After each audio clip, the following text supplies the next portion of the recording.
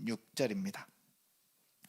요한복음 3장 16절, 우리 한 절인데 이 말씀 함께 봉독하면서 하나님 말씀 받도록 하겠습니다. 우리 다 같이 고백할게요. 하나님이 세상을 이처럼 사랑하사 독생자를 주셨으니 이는 그를 믿는 자마다 멸망하지 않고 영생을 얻게 하려 하심이라. 아멘. 오늘 봉독한 말씀을 가지고 러브 크리스마스라는 제목으로 말씀을 잠깐 나누도록 하겠습니다. 여러분, 성탄절 하면 뭐가 생각이 나요? 성탄절 하면 여러분 뭐가 생각이 나십니까? 조금 전에 8시에 3층 요양원에서 예배를 드릴 때 성탄절 하면 뭐가 생각나요? 그랬더니 할머니가 그거 있잖아, 그 노래 부르면서 동네 돌아다니는 거, 그렇게 얘기하더라고요.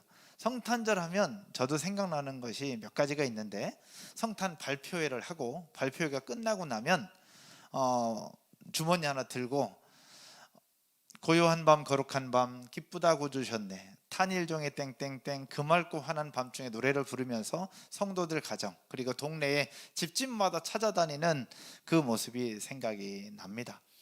집집마다 찾아다니면서 기쁘다 구주 오셨네, 메리 크리스마스, 새해 복 많이 받으세요. 그럼 문을 딱 열고 나와요. 열고 나오면서 이따마는 선물꾸러미를 전해줍니다. 그러면 선물 여기서 받고 저기서 받고 그것을 다 받아서 들어올 때는 푸대로 몇 푸대를 가지고 와요. 그러면 밤새도록 그것을 하나하나 소분하고 작업을 해서 주일날 예배할 때 우리 교회 학교 친구들한테 선물로 이렇게 나눠줬던 그런 시간들이 있어요. 근데 집집마다 찾아가면 이렇게 노래도 불러주고 선물도 주는데 어떤 집은 좀 다르게 반응하는 집이 있어요. 어떤 집은 떡국을 끓여놓고 굳이 들어오라고 해서 떡국을 먹고 가라고 하는 어르신들이 계세요. 저희 어머니 친구분이셨는데 6학년 때로 제가 기억이 납니다. 빨리 돌아야 되는데 꼭 떡국 먹어야 된다고 그래가지고 들어갔어요. 그랬더니 그 어머니께서 뭐라고 말씀하셨냐면, 이 떡국은 미원으로 끓인 게 아니야, 이 떡국은 예수님 사랑으로 끓인 거야, 그러니까 많이들 드셔. 그러면서 그 다음에 이렇게 말씀하셨어요. 성탄절은 사랑이지 라고 말씀하셨어요. 따라서 한번 해볼까요? 성탄절은 사랑이지. 이 어머니의 말씀이 생각이 딱 났어요. 이 어머니가 성탄절은 왜 사랑이라고 얘기했을까? 여러분, 메리 크리스마스라는 그 표현, 크리스마스, 크리스토스 마스, 그 예수 그리스도께 드리는 경배를 줄임말이 크리스마스잖아요. 예수 그리스도의 탄생을 기뻐하고 예수 그리스도를 기념하고 예수 그리스도께 기쁨으로 경배드리는 것이 바로 예배인데, 그것을 줄임말이 크리스마스예요. 그래서 우리 크리스마스가 오면 메리 크리스마스, 메리 크리스마스, 성탄을 기뻐합시다, 성탄을 즐거워합시다 라는 그런 뜻인데, 오늘 저는 그 떡국을 끓여주면서 하셨던 그 어머니의 말씀을 생각하면서 이렇게 표현하고 싶습니다. 러브 크리스마스. 따라서 한번 해볼까요? 러브 크리스마스. 성탄은 사랑입니다. 잘 살펴보면 성탄을 통해서 하나님 우리에게 그 사랑을 계속해서 보여주시더라고. 오늘 말씀 잠깐 나눌 텐데요, 성탄절을 통해서 우리에게 보여주신 하나님의 사랑은 어떻게 나타나는지, 그리고 왜 성탄은 사랑이라고 표현할 수 있는지, 그 어머니는 아주 오래전인데 이 사실을, 이 진리를 정말 정확하게 알고 계셨구나라는 사실들을 깨닫게 되었어요. 함께 볼까요? 성탄절은 왜 사랑이라고 얘기하는지. 현장에 계신 분들뿐만 아니라 온라인으로 예배하시는 분들에게 이 말씀으로 진짜 하나님의 사랑을 풍성하게 누리는 성탄절이 되고 성탄 예배가 되어지기를 주님의 이름으로 축복합니다.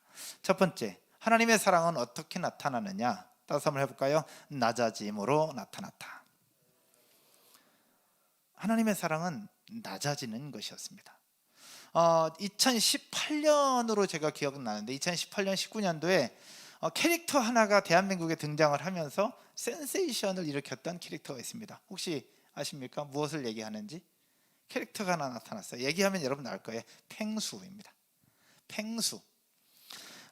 위클리 먼데이 서포터즈의 자료에 의하면 이 펭수는 어린이 프로그램인 보니하니에서 한 코너에서부터 시작되었다고 얘기해요. 근데 인기를 끌면서 결국 별도의 프로그램으로 편성이 되고 구성이 됐어요. 어린이집에서 실습을 했던 선생님 중에 중에 한 분이 어린이들한테 펭귄 사진을 딱 보여줬더니 동일하게 하는 얘기가 펭수요라고 얘기하더래요. 사실은 펭수가 아니고 펭귄이잖아요.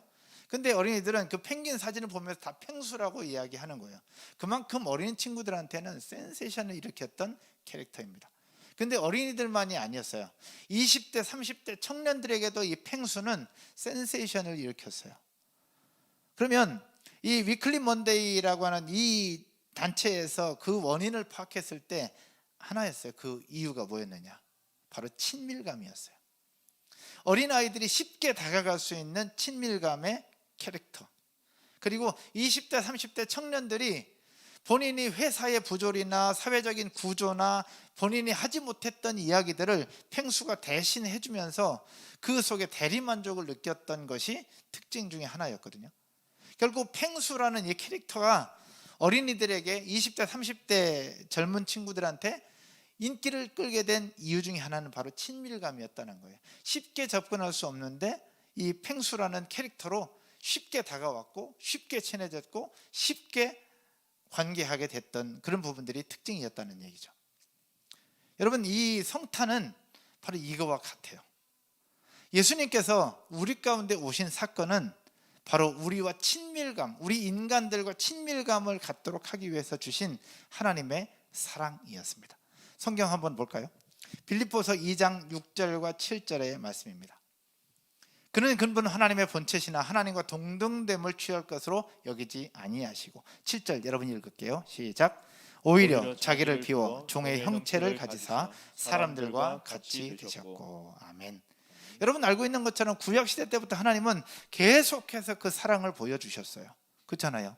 백성들한테 내가 너를 사랑한다, 내가 너를 택한다, 내가 너를 사랑한다, 내가 너를 축복한다 계속해서 말씀하셨어요. 근데 이스라엘 백성들에게 있어서 하나님은 어떤 존재였느냐? 거룩함이었어요. 위대한 존재, 창조주였어요.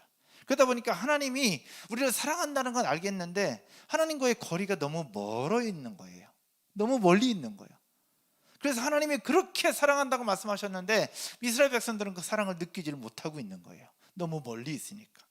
그 모습을 아시는 하나님께서 그래? 그럼 내가 너희들의 모습으로 직접 갈게 라고 하나님이셨던 분이 인간의 모습을 입고 사람의 모습과 동일한 모습으로 나타난 사건이 바로 성탄입니다. 예수 그리스도의 나심이죠. 그래서 바로 성탄을 통해서 우리에게 보여주시는 하나님의 사랑은 낮아짐이었습니다. 본래 하나님이셨던 분이 인간의 몸을 입고 이 땅에 오셨다? 낮아지는 것도 보통 낮아지는 것이 아니라 겁나게 낮아진 사건이 바로 성탄이에요. 근데 성육신 했던 그 성탄의 사건에서 끝나지 않아요.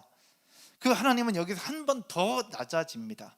어떻게 낮아지느냐? 빌립보서 2장 8절의 말씀을 한번 볼까요? 여러분이 한번 읽겠습니다. 시작. 죽기까지 복종하셨으니 곧 십자가에 죽으심이라. 아멘. 하나님은 성육신 한 것에서 끝이지 않고 거기에 종의 형체를 가지시고 죽기까지 복종하시면서 십자가에 달려 죽으세요. 한 번 낮아지고 또 낮아지는 그 사건을 통해서 우리를 향한 사랑을 보여주고 계십니다. 이것이 바로 성탄을 통해서 주시는 하나님의 사랑인데, 이 성탄절을 경험하고 또 하나님의 사랑을 경험한 우리가 이 성탄절에 행하고 실천해야 될 한 가지는 바로 무엇이냐? 바로 낮아지는 것입니다. 예수님이 우리를 위해서 보여주셨고 하나님이 우리에게 보여주셨던 것처럼 그 하나님을 믿는 하나님의 백성들이 성탄절을 기점으로, 아니 성탄절을 보내면서 우리의 삶에 있어서 낮아짐을 통하여 하나님의 사랑을 증거하고 나눌 수 있는 저와 여러분 모두가 되기를 주님의 이름으로 축복합니다. 여러분, 인간이 가지고 있는 성품과 인격을 보여주는 증거가 있대요.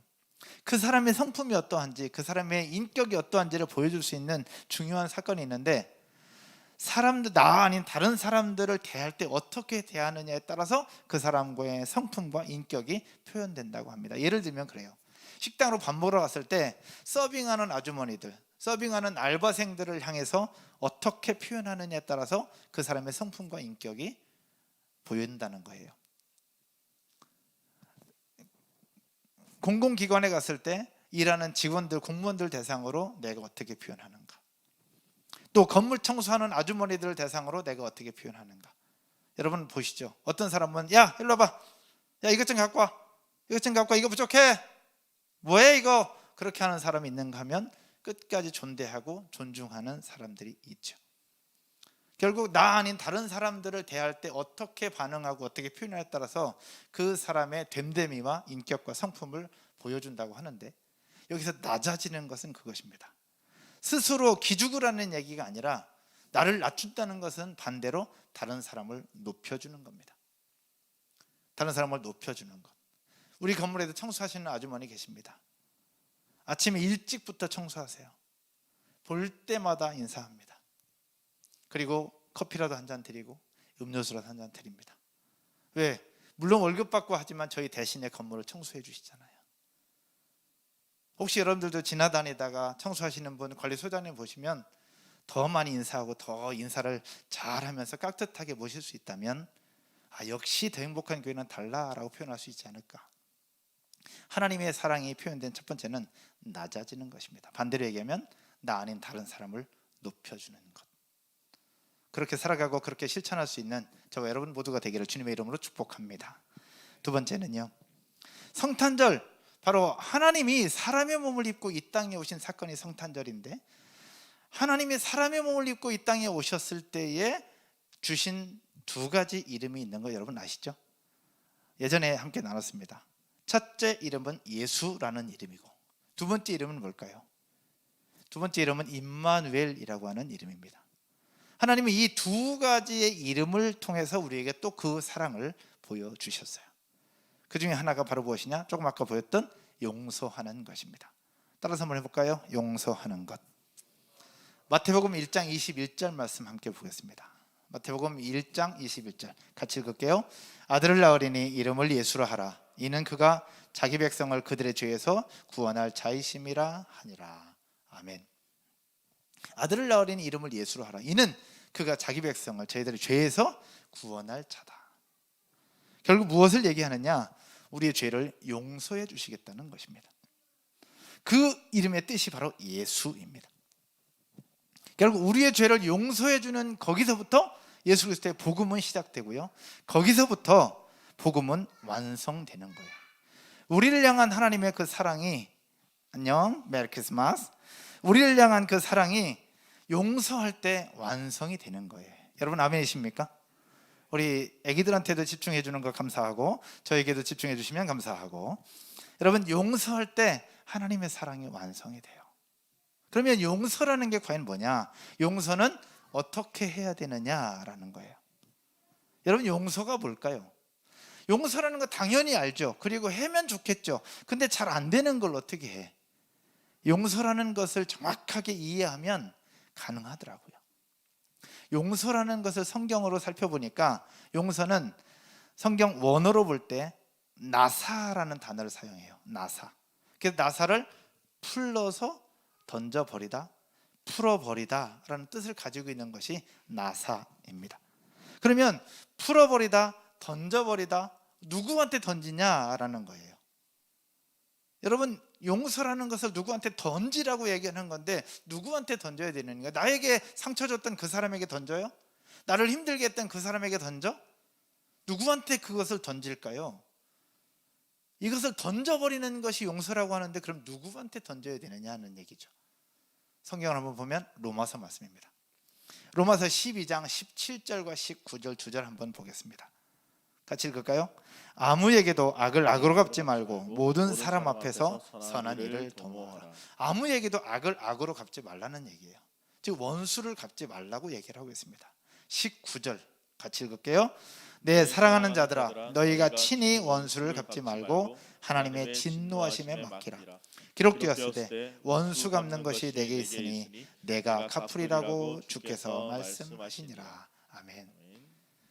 하나님이 우리를 대신해서 직접 원수를 갚아주시겠다는 거예요. 하나님이 대신 진노하시겠다는 거예요. 그러니까 우리로 하여금 악을 악으로 갚지 말고 우리가 대신 원수를 갚지 말라라고 말씀하세요. 다르게 말씀드리면 뭐예요? 용서하라, 풀어서 던져버리라고 얘기를 하고 있는데, 그럼 누구한테 던지라는 얘기냐? 나를 힘들게 했던 그 사람에게 던지는 것이 아니라 바로 우리의 하나님에게 던져버리는 것, 이것이 용서라는 거예요. 하나님이 우리에게 보여주셨던 두 번째 사랑은 바로 용서라는 개념을 통해서 우리에게 말씀하시고, 그 이름이 바로 예수입니다. 저는 외로움이라고 하는 상처가 있어요. 그래서 혼자 밥 먹는 것 참 어렵습니다. 전 외로움 되게 많이 타요. 지금은 거의 그런 게 없어요.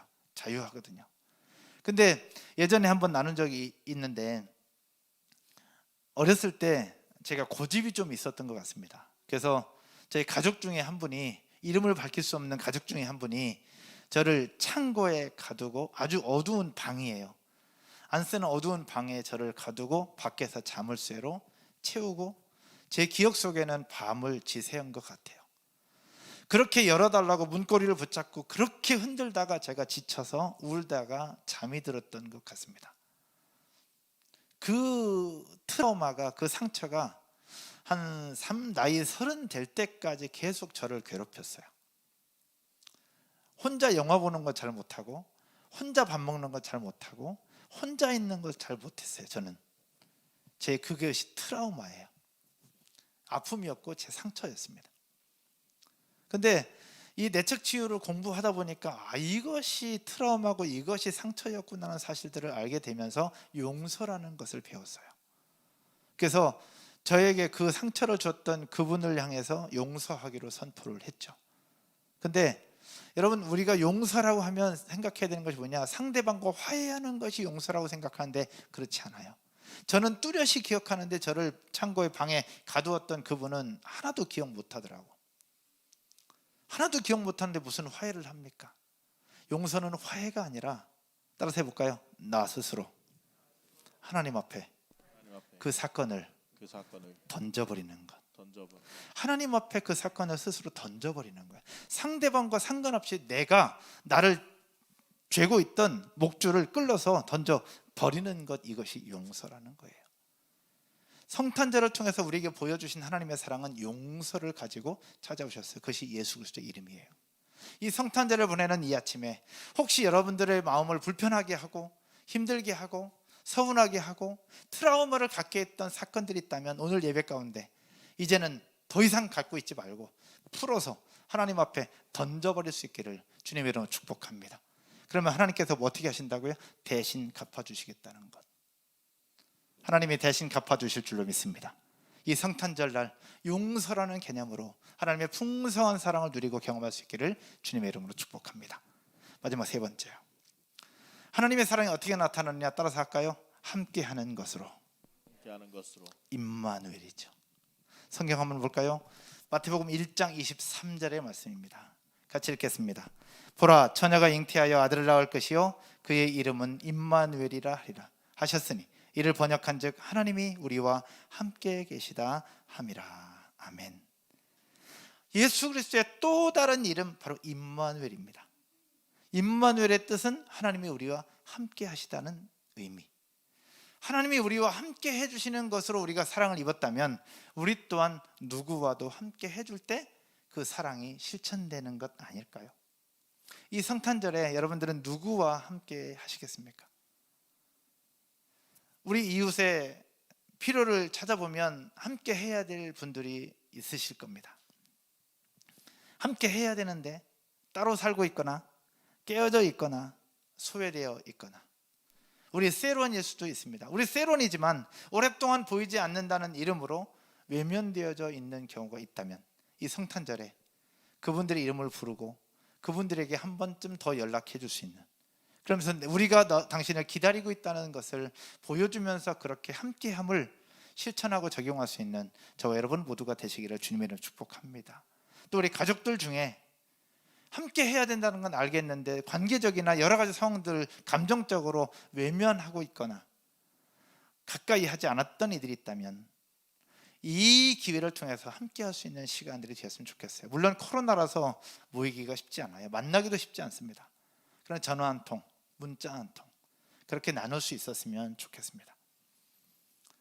어제 성탄 예배 때 준비를 하는 과정 중에 제가 한 분에게 전화를 했습니다.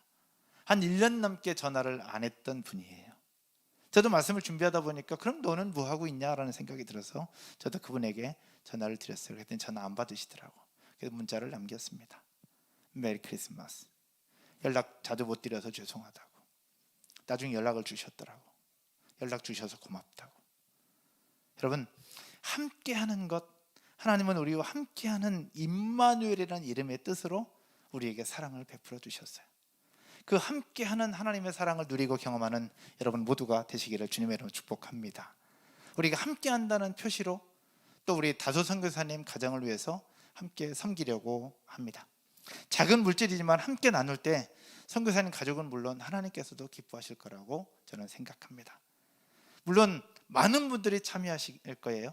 그러나 모든 분들이 참여하지는 못할 거라고 저는 생각합니다. 그러나 담임 목사로서 제가 바라고 소원하는 것은 작은 금액이라도 커피 한 잔이라도 함께 하면 좋겠다라는 바람이 있습니다. 왜냐하면 하나님이 원하시는 거니까. 그리고 또 하나는 그게 참 재밌어요. 언젠가 선교사님 이제 들어오실 거예요. 원래 계획으로는 코로나가 아니었으면 그 태국에 있는 그 교회 주일학교 교사들이 저희 교회로 방문하시기로 하셨고, 저희 교회 교회학교 교사분들을 그쪽으로 좀 같이 가서 함께 세미나도 하고 하기로 계획을 했었는데 코로나가 딱 터져서 지금 멈춰 있는 상황이거든요. 아마 머지않아 다소 선교사님 부부가 한국에 들어오실 거예요. 근데 재밌는 것이 있어요. 조금씩이라도 내 커피 한 잔이라도 함께 기도하고 함께 했던 분들은 선교사님 오시면 너무 반갑고 저절로 기도하게 돼요. 근데 그렇지 못하면 선교사님 볼 때마다 괜히 미안한 마음이 들거든요. 저는 미안한 마음이 아니라 기도하는 마음이 들 수 있는 저와 여러분 모두가 되셨으면 좋겠는 마음에서 바람이 있는 거예요. 사랑하는 여러분, 성탄절은 해마다 반복됩니다. 그렇게 올해도 그냥 갈 거예요. 자녀들에게 선물 주고 가족들과 식사하고 친한 사람들과 함께 나누고. 그러나 그건 누구나 할 수 있어요. 예수 믿지 않는 사람들도 할 수 있고요, 하나님을 섬기지 않는 사람들도 다 할 수 있는 거예요. 그럼 하나님을 믿는 사람들이 할 수 있는 것은 거기에 하나 더 함께 용서하고 나누고 그 다음에 낮아지는 것. 이것이 바로 예수 믿는 사람들, 성탄을 진짜 누리는 사람들이 해야 되는 일인 줄로 믿습니다. 커피 한 잔, 외식 한 번 줄이면 선교사님 가정을 도울 수 있습니다. 큰 액수가 아니어도 됩니다. 저희 아이들에게 저 그랬어요. 1,000원이라도 하자. 그것도 괜찮다. 아니면 10,000원이라도 하자. 커피 2잔 10,000원이라도 하자. 그것도 괜찮다고 그랬어요. 여러분, 액수가 중요한 게 아닙니다. 우리 마음이 중요하니까. 그렇게 함께 할 수 있는 저와 여러분 모두가 되기를 주님의 이름으로 축원드립니다. 말씀의 결론을 맺으면서요, 제가 오늘 성탄절인데 뭘 갖고 와야 되나 그래서 장갑을 하나 가져갔습니다. 보통 양말을 하나 가져가서 여기 추리에 걸어놔야 되는데 양말 말고 제가 장갑을 하나 가져갔어요. 이거 제가 운동할 때 조깅할 때 끼는 장갑인데, 여러분 장갑이 보이시나요? 장갑이 손가락이 5개죠. 여러분 왜 5개인지 아십니까? 여러분 네이버에 한번 검색을 해보세요. 장갑 손가락이 5개인데 다 5개로 만들어지잖아요. 봉어리 장갑 외에는. 왜 5개인지 혹시 아십니까? 왜 5개일까요? 맞아요. 어렵게 생각하지 마세요. 손가락이 5개니까. 그냥 우리 손가락이 5개니까 장갑이 그냥 다섯 손가락인 거예요. 5개니까. 근데 왜 이렇게 만들었느냐? 장갑을 만들 때 우리 손의 모양대로 만들었어요. 손의 형상대로 만들었다는 얘기죠. 손의 형상대로 만드는 이 장갑 안에 우리 손을 넣는 거죠. 이것을 우리를 만드신 하나님의 형상과 연결해서 보면 하나님의 형상대로 우리들을 만드십니다. 그리고 하나님의 형상대로 만드신 우리 안에 하나님이 거하시려고 해요. 우리 안으로 하나님이 들어오고 싶어 하세요. 우리 안으로 하나님이 들어와서 이렇게 있는 거, 이게 임마누엘입니다. 함께 하는 거죠. 근데 하나님이 우리 안에 들어와서 함께 하려면 꼭 필요한 것이 있어요. 하나님은 거룩하신 분이잖아요. 죄가 없으신 분이잖아요. 근데 하나님의 형상대로 만들어진 이 장갑처럼 하나님의 형상대로 만들어진 우리가 너무 더러우면 깨끗하시고 죄 없으신 하나님이 들어오실 수 있을까? 들어올 수 없어요. 하나님이 함께 하고 싶은데, 임마누엘 하고 싶은데 임마누엘 할 수가 없는 거예요. 그래서 하나님은 우리를 깨끗하시기 위해서 주신 이름이 바로 예수라는 이름이에요. 죄를 깨끗하게 하고 우리를 용서해 주심으로 하나님 앞에 거룩한 사람이 되도록, 그것이 바로 예수라는 이름, 임마누엘이라는 이름입니다. 그 하나님은 지금도 우리와 함께 하길 원하십니다. 여러분 아멘이십니까? 현장에 계시건 온라인으로 예배하시건 하나님은 여러분들과 함께 하길 원하세요. 지금도 함께 하길 원하시고 지금도 여러분들을 사랑하고 계십니다. 여러분 아멘이십니까? 따라서 한번 해볼까요? 하나님은 지금도 나를 사랑하고 계신다. 코로나 때문에 두려운 분들 계십니까? 두려움이 많아도 그래도 하나님 사랑하십니다. 함께 예배하고 싶은데 동선이 겹치면서 자가격리하면서 영상으로 예배하는 분들도 계시죠? 속상한 마음이 있지만 하나님 그 마음 아시고 그럼에도 불구하고 여러분들을 사랑하고 계십니다. 이 성탄절에 하나님이 나를 사랑하고 있다는 사실들을 기억하면서 하나님의 은혜 가운데 나아가고 성탄을 통해서 주신 하나님의 사랑을 풍성하게 누릴 수 있는 저와 여러분 모두가 되기를 주님의 이름으로 축원드립니다. 기도하겠습니다.